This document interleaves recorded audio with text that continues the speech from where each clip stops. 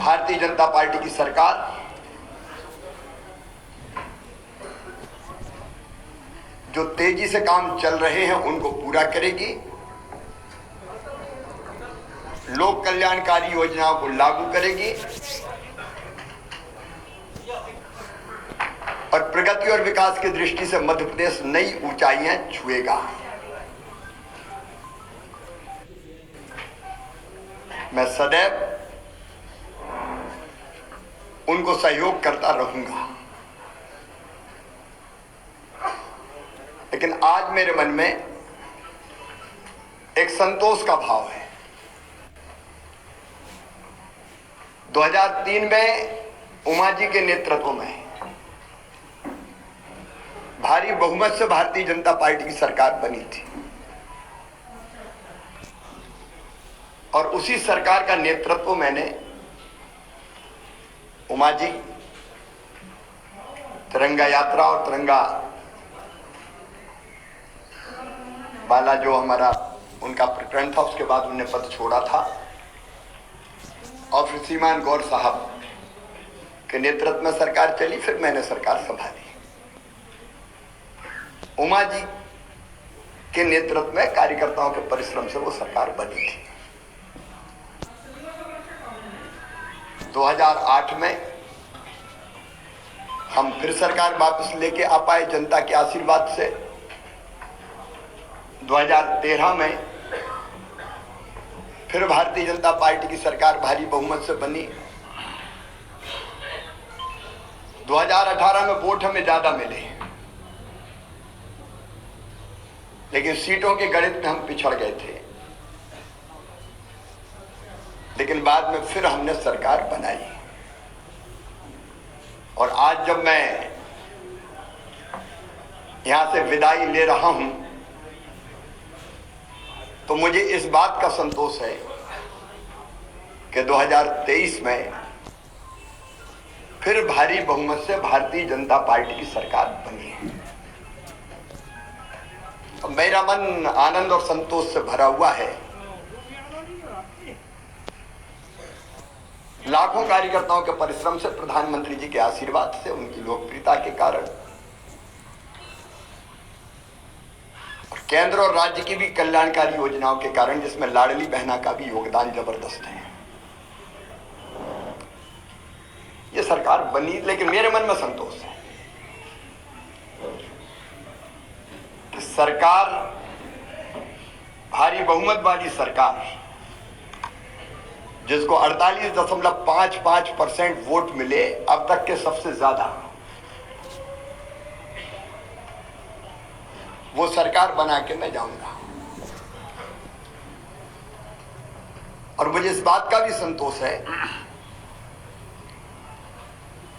कि जब मध्य प्रदेश हमें मिला था विरासत में, तो एक पिछड़ा और बीमारू मध्य प्रदेश मिला था। एक लंबा सफर हमने विकास और प्रगति का तय किया और इन वर्षों में मैंने, मुझ में जितनी क्षमता थी, मुझ में जितना सामर्थ्य था, मैंने पूरा झोंक के अपने प्रदेश के लिए और जनता के कल्याण के लिए काम करने की कोशिश की। मैं अपनी क्षमताओं को अनंत नहीं मानता, लेकिन जितनी भी थी मुझ में, मैंने पूरी प्रामाणिकता, पूरी ईमानदारी, पूरे परिश्रम के साथ प्रदेश का विकास और अपने प्राणों से प्यारी जनता का कल्याण हो, इसमें अपने आप को झोंका। गड्ढों वाली सड़कों से शानदार हाईवे वाले सड़कों का प्रदेश मध्य प्रदेश बन गया। अंधेरों के घेरों से निकाल के उजालों की नई दुनिया में हम मध्य प्रदेश को लेके आए। कृषि के क्षेत्र में चमत्कार हुआ है, आप सब जानते हैं, मैं नहीं विशेषज्ञ कहते हैं। 159 लाख मीट्रिक टन से उत्पादन बढ़ के 619 लाख मीट्रिक टन हुआ। एग्रीकल्चर ग्रोथ मध्य प्रदेश की चमत्कृत करने वाली है और वही मध्य प्रदेश की आर्थिक प्रगति का फिर बड़ा कारण बनी। 11,000 रुपया पर कैपिटा इनकम से हम 1,40,000 रुपया तक लेके आ पाए। 71,000 करोड़ की जीएसडीपी को हम बढ़ा के आज 14 लाख करोड़ के पार ले गए। इंडस्ट्रियल ग्रोथ रेट भी हमारी 24% पहुंच गई। और सामान्य शब्दों में अगर मैं सोचता हूं तो भट्ट सुअर से हमारा सफर यहां शुरू हुआ था, उससे मेट्रो ट्रेन तक का सफर हमने तय किया। टपरे वाली आईटीआई से हम ग्लोबल स्किल पार्क तक पहुंचे। मेडिकल कॉलेज नए हो या सीएम राइज स्कूल हो, टूरिज्म के क्षेत्र में काम करना हो या सांस्कृतिक पुनरुत्थान का एक नया दौर प्रारंभ करना हो, जिसमें महाकाल महालोक से लेके देवी लोक और एकात्म धाम जैसे केंद्र स्थापित हुए, ये सारे काम मेरे मन को संतोष देते हैं और लगता है कि हम कुछ सार्थक कर पाए। लेकिन इसके साथ दो चीजों का उल्लेख मैं और करूंगा। एक, महिला सशक्तिकरण मेरे लिए वोट प्राप्ति का जरिया नहीं है, वो मेरी अंतरात्मा से निकला। क्योंकि बचपन से मैंने बेटियों की अपने गांव में ही और बहनों की दुर्दशा देखी थी।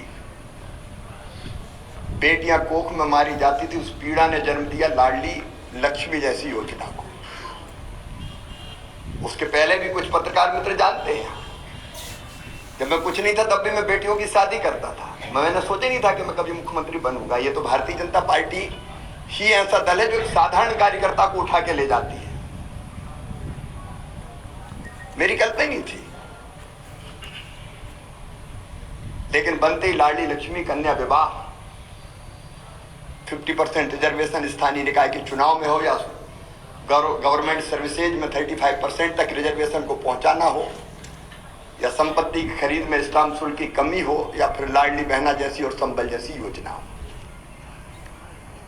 वो योजना बना के अपनी बहनों की जिंदगी में और बेटियों की जिंदगी में हम खुशी के पल ला पाए।